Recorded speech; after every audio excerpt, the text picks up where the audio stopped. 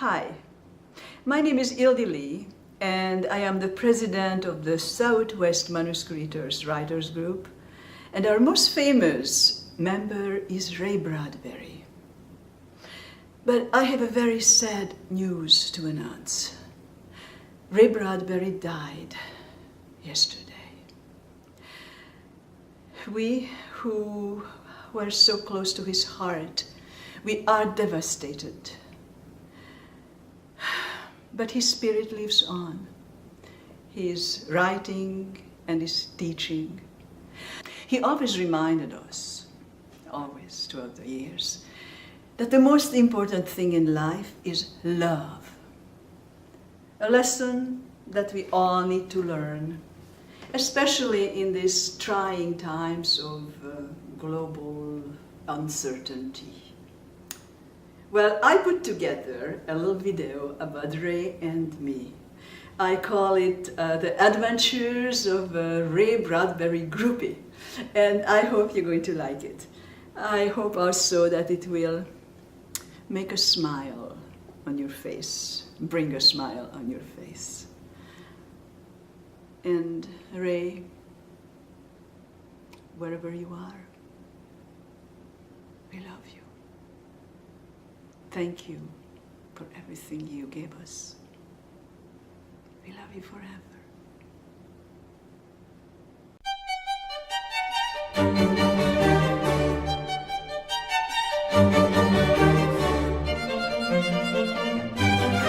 Hi, Mr. Bradbury.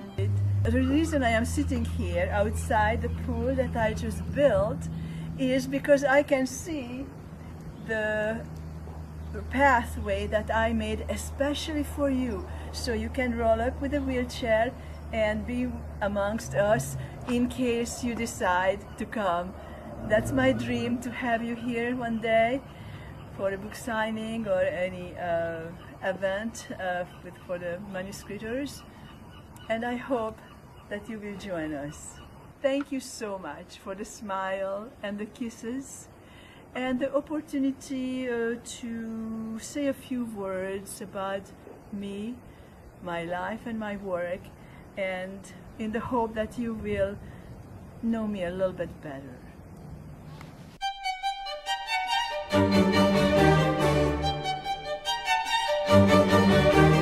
I shared a literary pas de deux with the legendary author Ray Bradbury as our paths crossed from one event to another.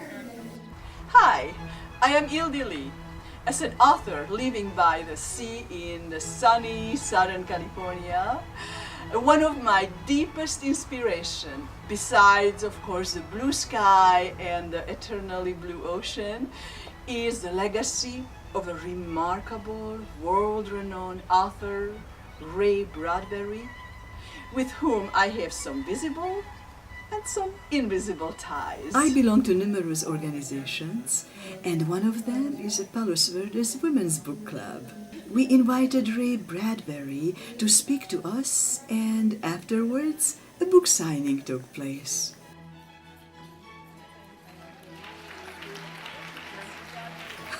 What a turnout! Wow, a great crowd indeed. First we greeted each other, then I presented him with a book to sign.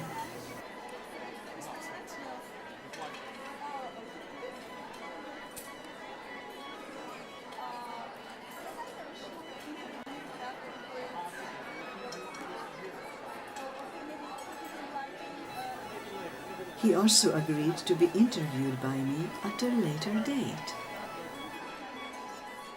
I met the legendary master again in Torrance. This happened. I told my love, you see? I told my love for Federico Fellini. Beyond his amazing talent, Mr. Bradbury is also a wonderful, loving, and generous human being who for 55 years has been sharing his knowledge, his passion to write, and his love for life with us Southwest Manuscripters. His yearly pep talk to us, budding and even established writers, is a testimony to his loyalty and generosity as he encourages us to reach our full potential. Sorry. That sound familiar? I was there with my friend Ray Harryhausen. Hispanic ladies came in and the minute we started talking about the sentences, they had to get up, and as they were walking out, Thank you for your letter Oh, you got my letter? and your photographs. Yeah. Oh, I'm so glad. Yeah. You remember those time of the photographs? Mr. Bradbury referred to these photos. This was our first meeting when my editor, Edith Battles, a longtime friend of Mr. Bradbury, introduced my new books to him. But we'll come back to this later.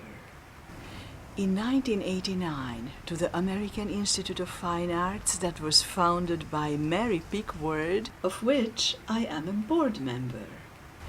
We honored Ray Bradbury with a Footprints on the Sand of Time award. I remember the time when my editor introduced me to Ray Bradbury. How can I forget? And I talked to him also about my very first French kiss from Salvador Dali after my first television show while I was an innocent schoolgirl and a rising star in Paris. That story amused Mr. Bradbury because he knew Salvador Dali. And he gave me his personal address to send it to him along with my latest poetry book, Summer in Italy. Mr. Bradbury was very kind to write me a very nice letter back. And here is the letter, and you can see this is his corporation. I have to ask about him. It looks like his house. Dear ildy, thank you for your fine letter and compliments. I deeply appreciate your writing to me and sending on your book of poetry and dedicating that book to me. I am very touched by this kind consideration of yours. I enjoyed reading the poems and especially liked having a chance to read your essay on Salvador Dali. That essay ever since won an award. All in all, you've made my day a very happy one. I wish you only the best in the coming months and look forward to seeing you next May when I return to the Manuscripters meeting. Good wishes, Ray Bradbury. I cherish this letter. I am so lucky to know a legend. Some of you know my Cinderella story. I was born into Hungarian nobility, and my family suffered through Nazism and communism, and we fled our country, Hungary, to the pursuit of freedom in France. I was dressed by the Salvation Army and the Red Cross as a refugee girl until I rose to stardom, to musical stardom in Paris, and that totally changed my life. Today, I am so thankful and humbled for the chance I've been given, and I would like to help others to reach their dreams the way I reached mine. That's basically the essence of my work.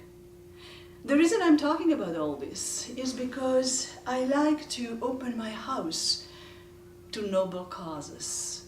And recently I asked Mr. Bradbury to grace one of my events here at my house. But unfortunately, he's a very busy man and he has to go to Europe. That's the first time ever that I was turned down by a dashing young man. But the good thing about it is that I got a kiss from Mr. Bradbury. And I have to tell you, it was much sweeter than Salvador Dali's. I can't come lecture for you though. That's okay. There's no way. we started talking about I got a busy year. I got to go back to France. I got to go to England. Wow. I should live so long. Huh? You're a But busy thank you for your man. letter. Oh, my I pleasure. found All right. President. All right.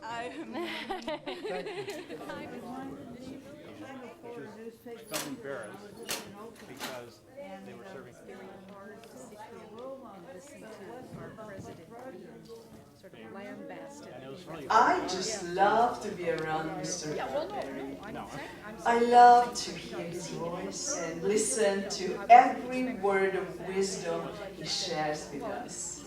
Those are special moments that I will carry with me for the rest of my life. My children tease me, "Mom, get out of the picture already!" But what can I say? I am a little ham.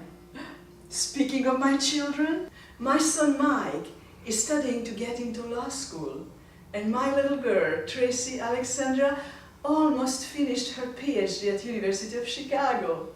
Time flies. But don't ask me to talk about my children, because we'll be here for days. And now, let's get back to Mr. Bradbury. always very outspoken. The last time he started talking about the underground, the subway, and the and people on the TV. He got on the city. Your name is known everywhere in the world. My sister-in-law is teaching in Paris, children, and also at the university level. She's teaching Ray Bradbury. That's So wonderful. you are everywhere in the world. Oh, that's terrific. Thank you. How does it feel to be that famous? Are you still a simple man inside in your heart? No. Or how did it affect you, fame? The answer is, how does it feel to be loved? If you've ever been loved, you know. So I don't have to tell you. Ray Bradbury is amused that I had my first French kiss from Salvador Dali, whose sharp pointed tongue was turning and swirling up to my tonsils. The tongue was huge, alive, and crawling all over my mouth. I wanted to cough it out, tear it out, spit it out. Yuck! It was disgusting. Oh my God.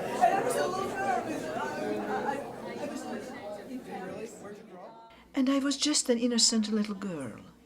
After my first television show, Salvador Dali invited me to sing for him, and I almost wound up in one of his paintings. But if you want to know more about it, you just have to read my book.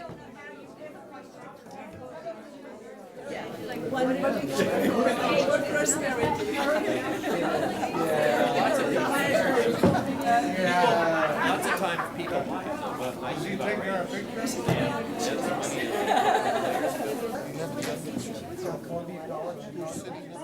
And here I connected with Sam Weller, an award-winning journalist and professor at Columbia College, Chicago, who wrote the Bradbury Chronicles, predicting the past, remembering the future. I was proud to share my accomplishments with him, including my new poetry book. We turned the pages and shared the beauty of Italy.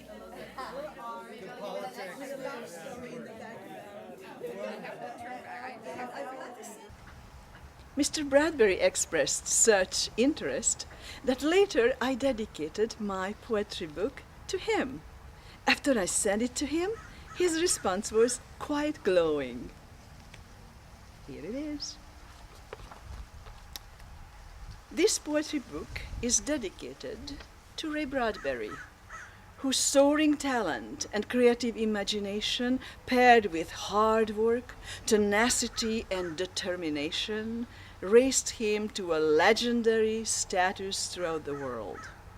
Mr. Bradbury, thank you for sharing with us, South Bay Manuscripters, your knowledge, your passion to write, and your love for life for over 55 years. Your yearly contribution to us struggling or budding writers is not only a testimony to your loyalty and generosity, but it also encourages us to reach our full potential. Your seminars motivate us to move the world. How can we not share our success with you when you helped us to reach it through your invaluable insights? Thank you for the inspiration, IIdy Lee.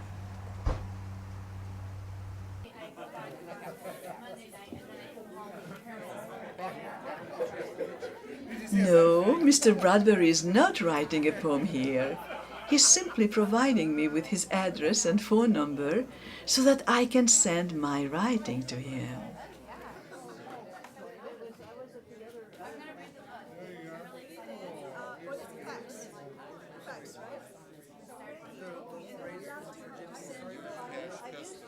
I could not resist asking him to sign his biography by Sam Weller. But, oops, it looks like I chose the wrong page for him to sign. I tried to find his mugshot. It was lost. I mean, I went through the archives down there. Wouldn't it have been? It was lost. That would have been cool. I know. Then he passed it over to Sam Weller so that he could sign it too.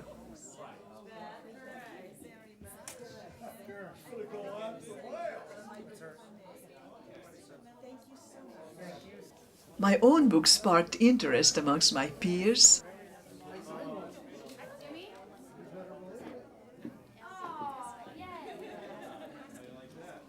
Hey, ildy. I got your clothes for her. And I left elated.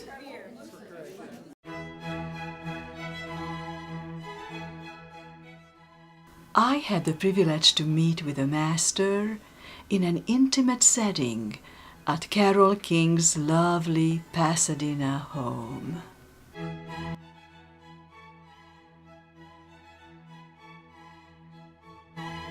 We shared a few precious moments during which we talked about Mr. Bradbury's new play and my upcoming book, Perilous Journey.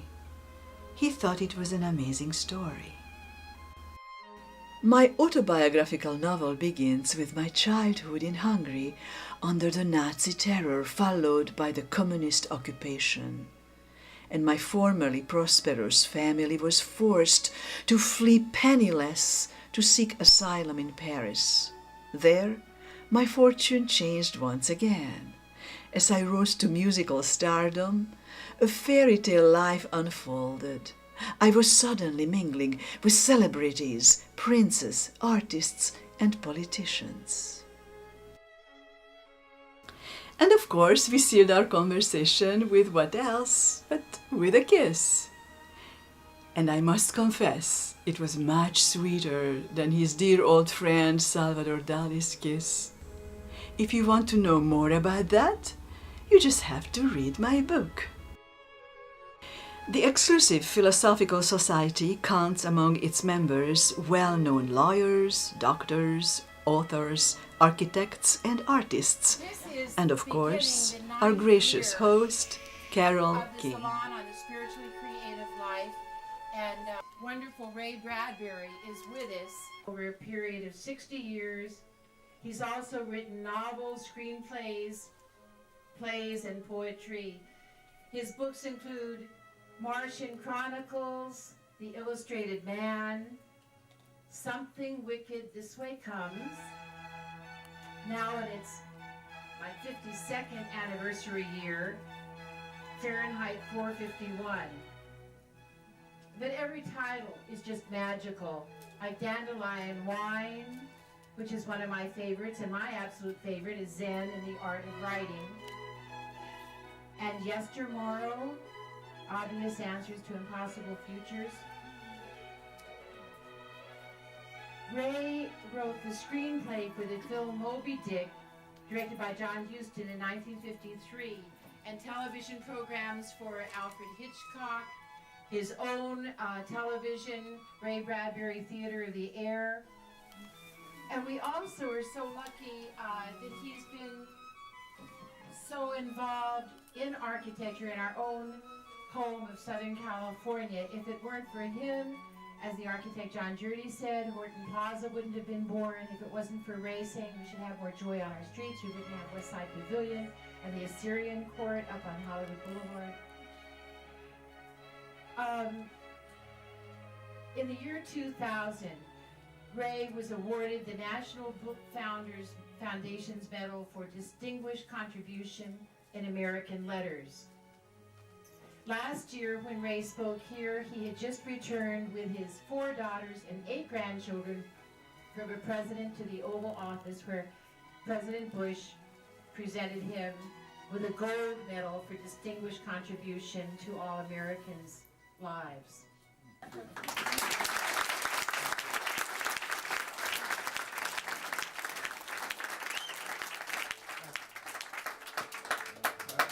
I want you to notice that before I even talked today, a nice lady threw coffee at me.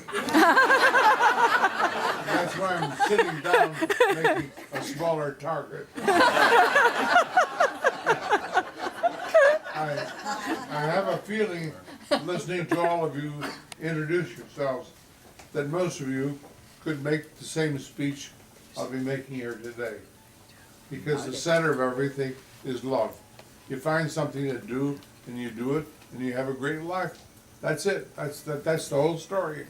We do variations on it, and all of you have done variations. And I've had to find myself over a period of a lifetime. When I left high school, when I was 17, I couldn't do anything. I graduated, I couldn't write short stories, couldn't write poetry, couldn't write essays, and couldn't do screenplays. In other words, I couldn't do a damn thing.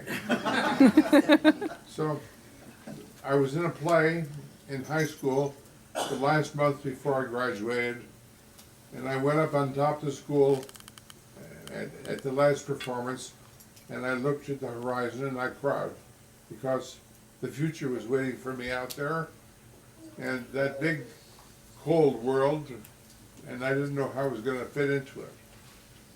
So I came down and graduated and went out into the world. I got a job on a newspaper corner, selling newspapers at the corner of Olympic and Western, and people came by and said, "What are you doing here?" I said, "Becoming a writer." Little they knew now that every day I got up and I wrote 2 or 3 pages, and every evening I went to the library. I lived at the library for 10 years. The big library downtown, all the other libraries, and the library became my university because I couldn't afford to go to university. But the library did everything for me, surrounded me by my lovers. All the people that I love, Kipling and Dickens and Steinbeck and all the rest, are my lovers. And they impinged on me. I feel their vibrations. So by writing every single day for 10 years, by the time I was 22, I finally wrote one decent short story. So the love was beginning to pay off. And I sold the story for $21. So that was a big profit, wasn't it? Big profit.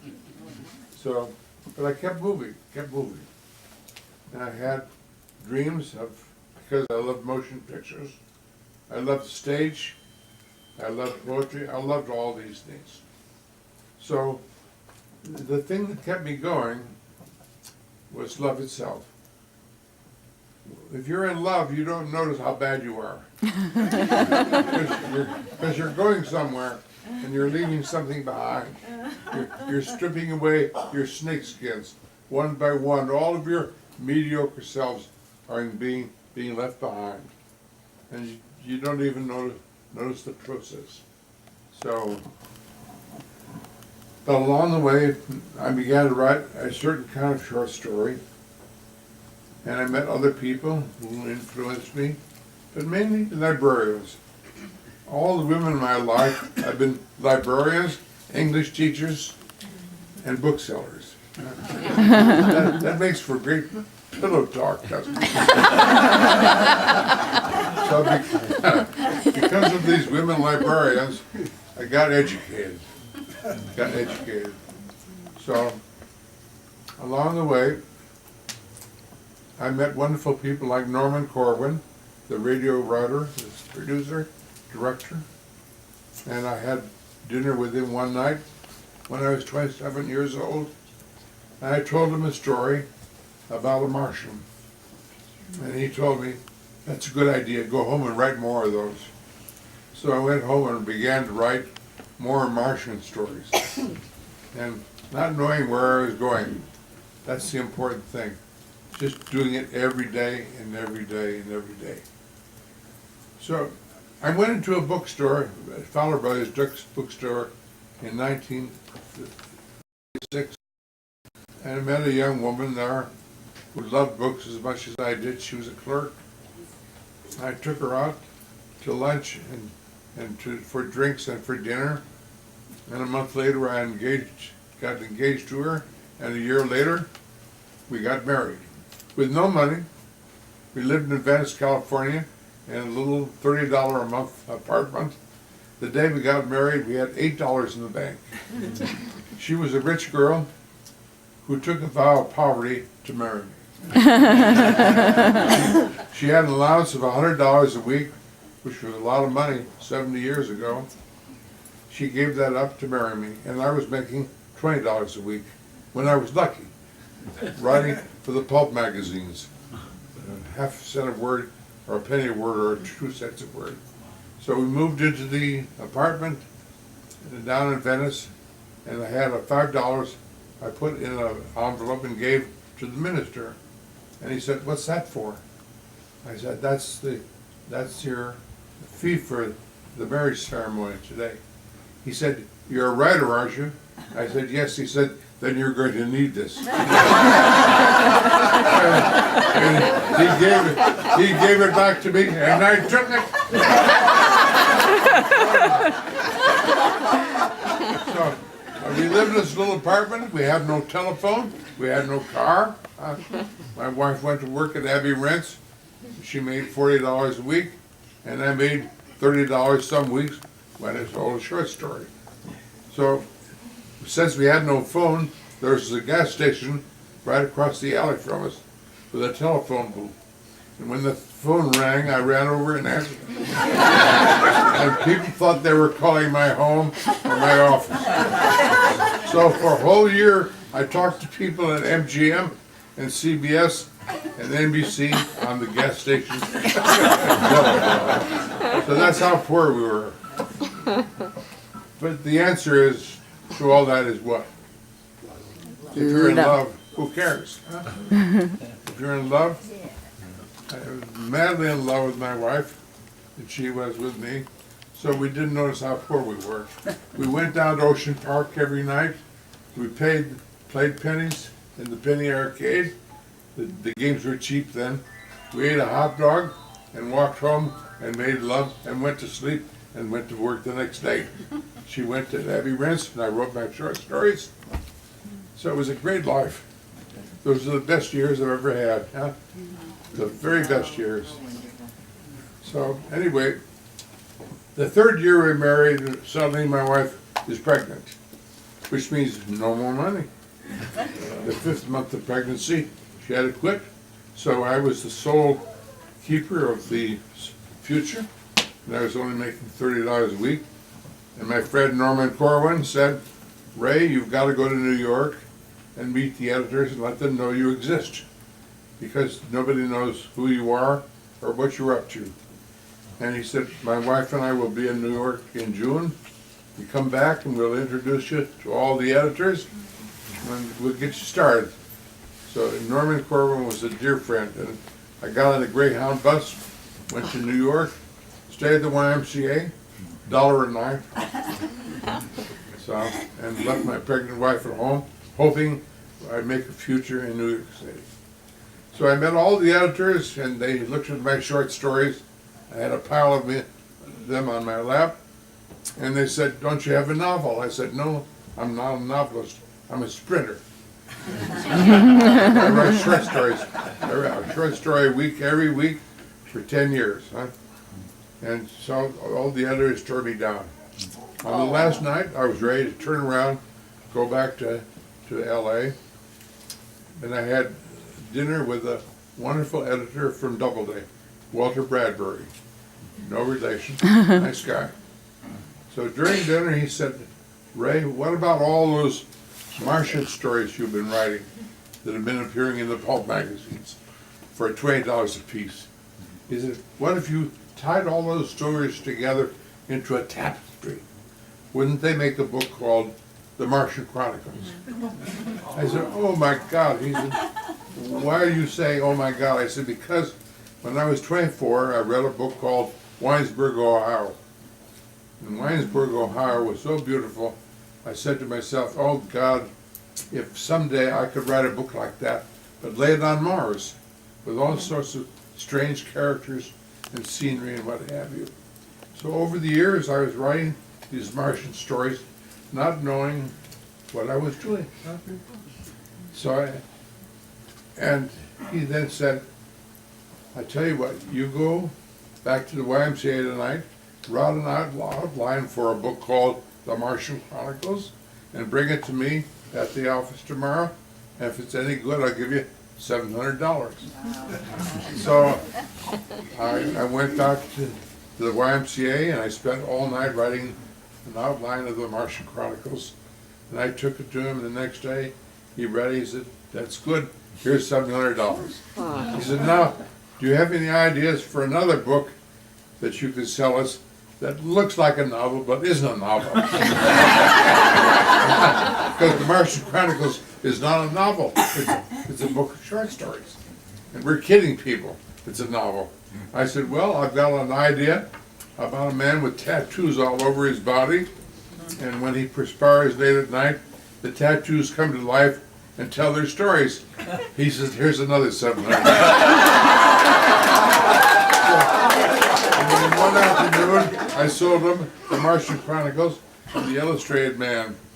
And I went back to the Greyhound bus, and I turned in my ticket. I said, no more Greyhound bus. I got on a chair car back to LA. I couldn't afford a sleeper.